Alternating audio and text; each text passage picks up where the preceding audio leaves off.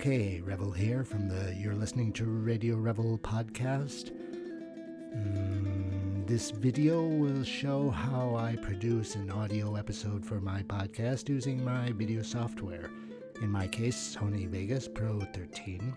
For this episode, I've recorded the audio narration with Audacity, used that program to remove unwanted sound and fix rhythm and some other small edits. So I'll be pointing Vegas to that finished MP3 in my files.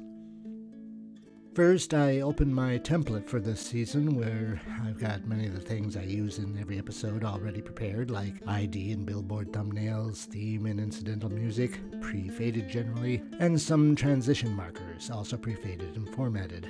Using this template saves me a lot of time searching around and producing these common details to each episode. Have to remember to save as with the current episode number and title, then I'm ready to start producing. I now move on to pointing Vegas to that MP3 narration file, which will be the basis for the entire production. First, I drag the MP3 into its audio track and kind of position it where it should be. This position is dictated by the template. That music track should be pre-faded, but something happened and it's full volume right now, so you get to see me readjust the volume based upon the ID and billboard spacer image. This is done with an audio envelope called volume, which you will see later on as a very useful tool. This quick section shows me shortening and adjusting a pause in the audio. Just slice the clip and move the right section to the left, listen to make sure I like the new pause length. I use this a lot to control overall rhythm or to close long pauses I've left in the recording as visual wave markers. You see it's preset to make a crossfade. Now you'll see how I use image markers to mark my pauses. A pause will generally be between 4 and 6 seconds long. I've already got title images prepared at 4 seconds. You see me copy one, paste it where I want to introduce the pause, which I forgot to mark, more on that later. My style is to line up the end of a fade-in on the title card with the end of the audio before the pause, then line up the audio after the pause to begin just before the fade-out of the title card. In this case, you see me split the audio track and adjust it with the title card.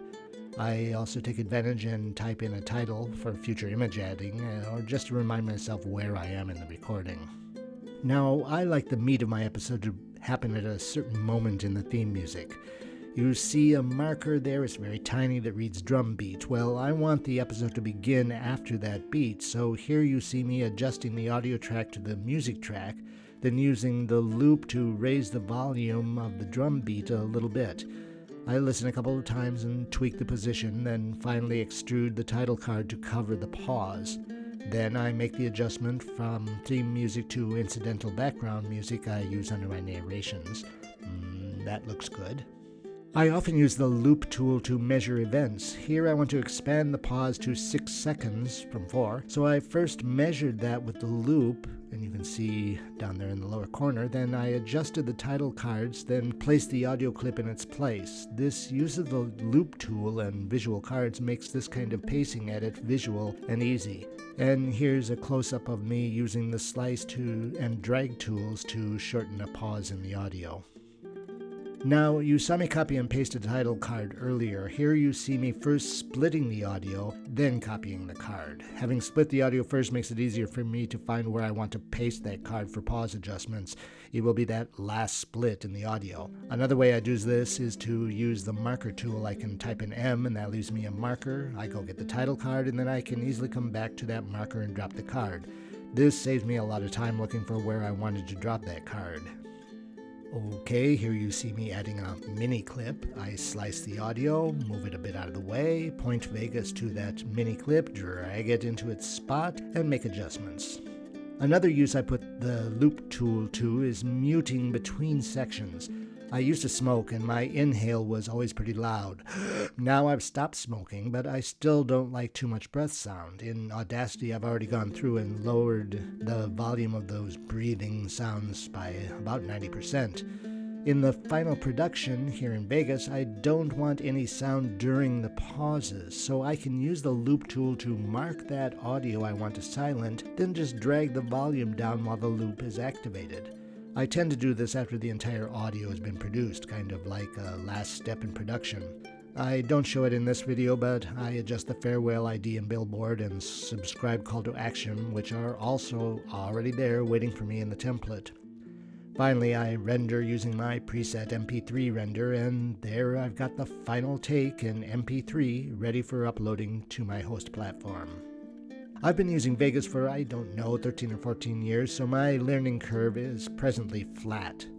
I'm sure I still do a lot of things manually that there are shortcuts for, but since I'm agile doing those things manually, like moving multiple clips without using rippling, I don't really bother to learn too many new things until I find I need them.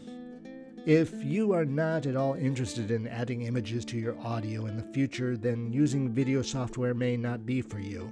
If you are a total beginner, either you'll face a fairly steep learning curve, or producing audio with video software may be just the way for you to become familiar with that software for future video editing. And if you are already agile with your video software, you can see through my examples how it might be something you consider using for the audio production. There's a video that follows this that shows how I add images to an already produced audio file in Vegas. Okay, I think that's fine. Cheers!